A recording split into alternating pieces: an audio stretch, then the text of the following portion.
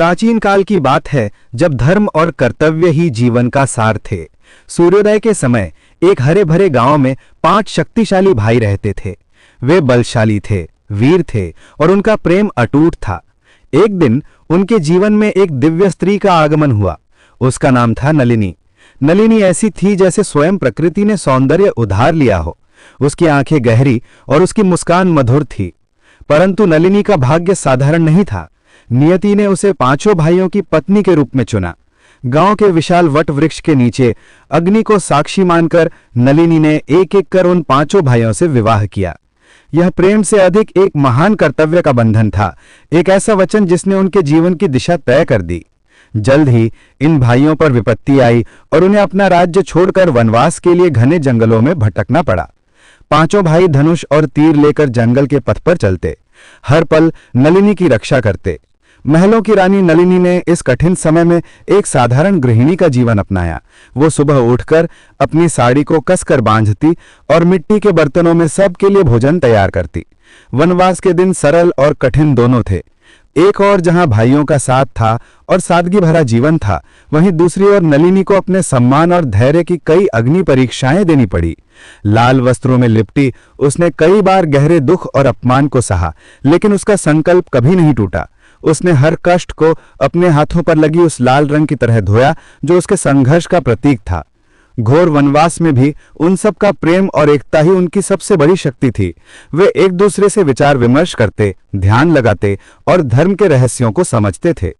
हर शाम वे साथ बांटकर भोजन करते, एक ही थाली से शक्ति और प्रेम बांटते थे।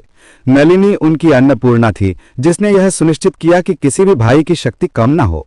समय बीता और वनवास की परीक्षा समाप्त हुई। अंत में जब नलिनी और उसका सबसे वीर पति आमने सामने खड़े हुए तो उनकी आंखों में केवल प्रेम नहीं बल्कि विश्वास, सम्मान और एक लंबी यात्रा की साझेदारी का भाव था। उन्होंने हर सुख दुख को एक साथ जीकर यह सिद्ध कर दिया था कि प्रेम की डोर 5 नहीं बल्कि एक ही आत्मा से बंधी हो सकती है।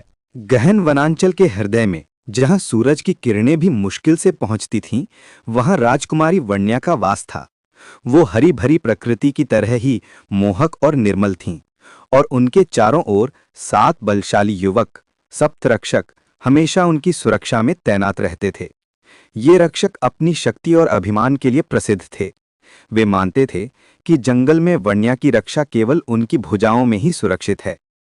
एक दिन वन के गहरे मार्ग पर वन्या की मुलाकात वीर नामक एक अकेले योद्धा से हुई।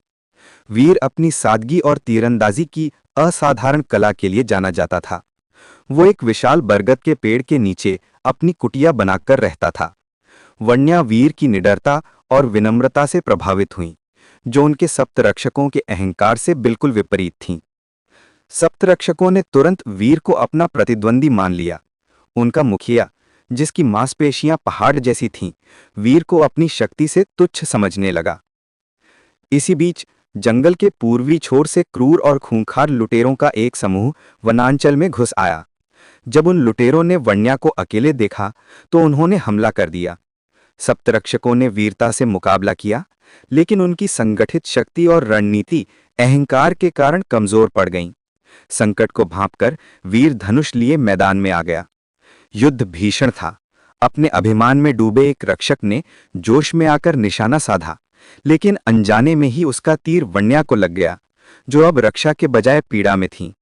गंभीर रूप से घायल वन्या जमीन पर गिर पड़ी। इस क्षण सप्तरक्षकों का सारा अहंकार टूट गया। उन्हें अपनी भूल का एहसास हुआ। वीर तुरंत आगे बढ़ा। उसने हथियार छोड़कर वन्या की देखभाल शुरू कर दी।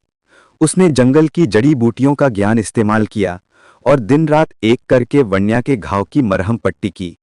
वो सुबह लकड़ियां और पानी लाता, फल और कंदमूल इकट्ठा करता और रात को सबका भोजन तैयार करता। सप्तरक्षकों ने देखा कि असली वीरता केवल युद्ध में नहीं होती, बल्कि सेवा, विनम्रता और समर्पण में भी होती है। उन्होंने वीर की मदद की और साथ मिलकर लुटेरों को हमेशा के लिए खदेड़ दिया। कुछ ही दिनों में वन्या स्वस्थ हो गईं। उन्होंने वीर को अपना सच्चा रक्षक और जीवन साथी चुना। सप्तरक्षकों ने भी अपना अभिमान त्याग दिया और वीर को अपने परिवार के सदस्य के रूप में स्वीकार किया। वनांचल में फिर से शांति और प्रेम का वास हो गया, जहां शक्ति को सादगी ने और अभिमान को समर्पण ने सही मायने सिखाए। घने बांस के जंगल से गुजरते हुए एक दिव्य आभा वाले महर्षि आत्मानंद दिखाई दिए। उनकी लंबी सफेद दाढ़ी और भगवा वस्त्र उनके वर्षों के तप और ज्ञान को दर्शाते थे। उनके पास एक साधारण सी लकड़ी की लाठी थी, लेकिन उनका असली खजाना एक साधारण सा एक तारा यानी एक तारा था, जिसमें जादुई और चमत्कारी स्वर छिपे थे। गांव से दूर एक भव्य घर में आदित्य नाम का एक प्रतिभाशाली युवा संगीतकार रहता था। उसके पास बेहतरीन वाद्य यंत्र थे, लेकिन उसके हृदय में एक खालीपन था। उसका संगीत लोगों को प्रसन्न करता था, पर आदित्य को संतुष्ट नहीं कर पाता था। वह हमेशा सोचता था, मेरे संगीत में वो गहराई यानी डेप्थ क्यों नहीं है। एक दिन आदित्य ने महर्षि आत्मानंद के बारे में सुना। लोग कहते थे कि उनके संगीत में साक्षात जीवन उतर आता है।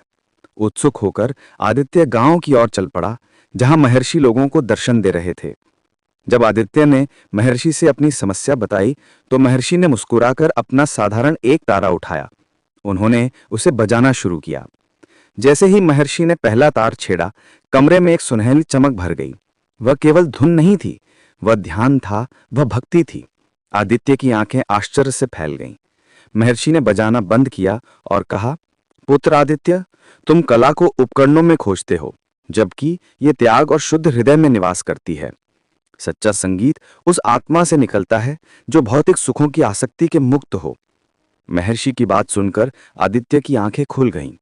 उसने महसूस किया कि उसका आरामदायक जीवन, उसकी प्रसिद्धि की इच्छा, उसके संगीत के रास्ते में सबसे बड़ी बाधा थी। उसने अपने परिवार और शुभचिंतकों से आशीर्वाद लिया। फिर आदित्य ने अपनी आरामदायक दुनिया को छोड़कर अपने नए एक तारे के साथ ज्ञान की यात्रा पर निकल पड़ा। अब वह केवल एक संगीतकार नहीं था, बल्कि एक सच्चा साधक था, जिसने सीख लिया था कि सबसे मधुर स्वर सबसे सादे हृदय से ही उत्पन्न होता है। ये कहानी हमें सिखाती है कि सच्ची कला और ज्ञान बाहरी साधनों या सफलता से नहीं, बल्कि आंतरिक समर्पण और सादगी से प्राप्त होते हैं। अगर आप चाहें तो हम आदित्य के इस नए सफर के बारे में और लिख सकते हैं, या महर्षि के किसी और चमत्कारिक कार्य पर बात कर सकते हैं। एक छोटे से गांव में अर्जुन अपनी पत्नी परी के साथ रहता था। परी सिर्फ सुंदर ही नहीं थी, बल्कि उसके गले में सरस्वती का वास था। उसका प्रिय वाद्य यंत्र सितार था, जिसकी धुनें सुनकर गांव के लोग मंत्रमुग्ध हो जाते थे। अर्जुन और परी का प्रेम उनकी धुन की तरह पवित्र और मधुर था, परंतु किस्मत को कुछ और ही मंजूर था। एक रात बिना किसी बीमारी के परी अचानक अर्जुन को अकेला छोड़कर चली गई। अर्जुन टूट गया। उसने सितार को छूना छोड़ दिया, क्योंकि उसकी हर तार में उसे परी की आवाज सुनाई देती थी। अध्याय 2, सफेद साया। कुछ दिनों बाद अर्जुन के घर में अजीब घटनाएं घटने लगी। रात के अंधेरे में उसे अपने कमरे के दरवाजे पर एक सफेद साया दिखाई देता था, जैसा कि रेफियंगुज में दिखाया गया है। वह साया बिल्कुल परी जैसा था, एक चमकदार आत्मा। अर्जुन डर के मारे सहम जाता था। एक बार उसने उस आत्मा को अपनी पुरानी संदूक के पास कुछ ढूंढते हुए देखा। एक पल के लिए तो उसे लगा कि वह आत्मा उसे झाड़ू से मारने आ रही है। एक रात जब वह कोने में दुबका बैठा था, तो उसने देखा कि वह आत्मा एक छोटे से दिए के धुएं में बैठी है और सितार बजा रही है। वह डर नहीं, बल्कि एक गहरी उदासी और प्रेम था जो उस धुन में छिपा था। अर्जुन समझ गया, यह कोई बुरा साया नहीं, बल्कि उसकी परी थी, जिसकी आत्मा उनके प्रेम और उसकी अधूरी धुन के कारण इस दुनिया में भटक रही थी। अध्याय 3, मुक्ति का अनुष्ठान। अर्जुन ने अपनी मां या किसी अनुभवी व्यक्ति से बात की, जिन्होंने उसे बताया कि परी की आत्मा को शांति देने के लिए उसे उसके प्रिय सितार के साथ एक मुक्ति अनुष्ठान या पूजा करना होगा, जो उनके अटूट बंधन को तोड़कर उसे स्वर्ग की ओर जाने की अनुमति देगा। अर्जुन ने सफेद वस्त्र पहने और घर के बीचों बीच आग जलाकर अनुष्ठान शुरू किया। उसने परी के सितार को अग्नि के सामने रखा। परी की आत्मा उसके पास खड़ी थी, शांत लेकिन उदास। अनुष्ठान के अंतिम चरण में अर्जुन ने एक कलश से जल लिया और उसे परी की आत्मा पर डाला। यह मुक्ति का क्षण था। परी की आत्मा को कष्ट हो रहा था, लेकिन वह जानती थी कि यह आवश्यक है। अध्याय 4, अंतिम विदाई। जैसे ही अनुष्ठान पूरा हुआ, परी की आत्मा एक पल के लिए अपने मानवीय रूप में बदल गई। वे दोनों एक दूसरे के सामने खड़े थे, एक दूसरे को छू नहीं सकते थे, पर आंखों से उनके प्रेम की अंतिम विदाई हो रही थी। वे दोनों रो पड़े। अर्जुन ने अपनी प्रियतमा को आखिरी बार गले लगाया, यह जानते हुए कि यह आलिंगन केवल उसकी यादों में ही है। यह उनके प्रेम का सबसे दर्दनाक और सबसे सुंदर क्षण था। परी की आत्मा शांत हो गई और एक प्यारी सी मुस्कान के साथ विलीन हो गई।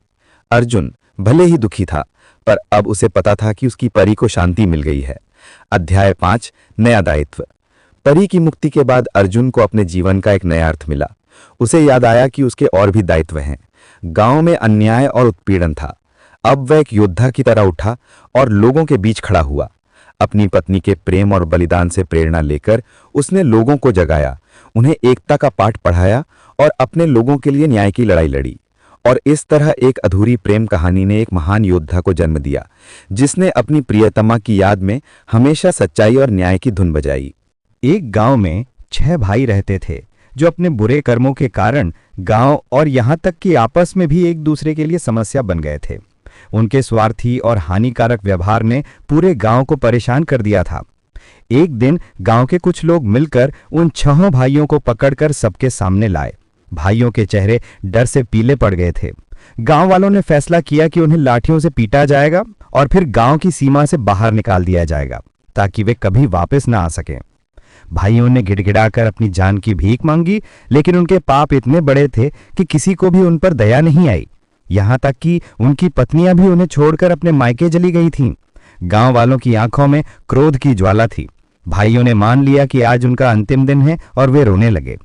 तभी उनकी बहन वहां पहुंची। उसने देखा कि उसके भाई कितनी बुरी हालत में हैं। वह तुरंत उन्हें बचाने के लिए आगे बढ़ी।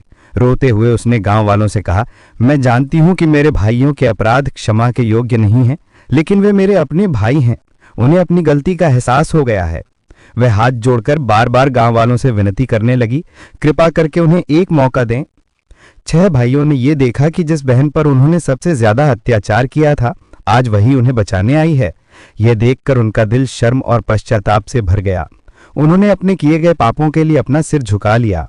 बहन के निस्वार्थ प्रेम और क्षमा की भावना को देखकर गांव वालों का हृदय पिघल गया। उन्होंने भाइयों को माफ कर दिया।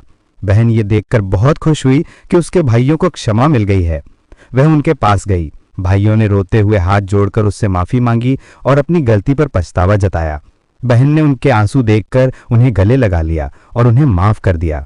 सबने एक दूसरे को गले लगाया और उस दृश्य को देखकर गांव वालों की आंखों में भी आंसू आ गए। इसके बाद वे 6 भाई अपनी बहन को लेकर घर लौट आए। अब वे अपनी बहन से पहले से कहीं ज्यादा प्यार करते थे और उसकी देखभाल करते थे। उन्होंने खुशी खुशी अपना जीवन व्यतीत करना शुरू कर दिया। नैतिक शिक्षा। सच्चा प्रेम और क्षमा का भाव कठोर से कठोर हृदय को भी पिघला सकता है और व्यक्ति को सुधरने का मौका दे सकता है।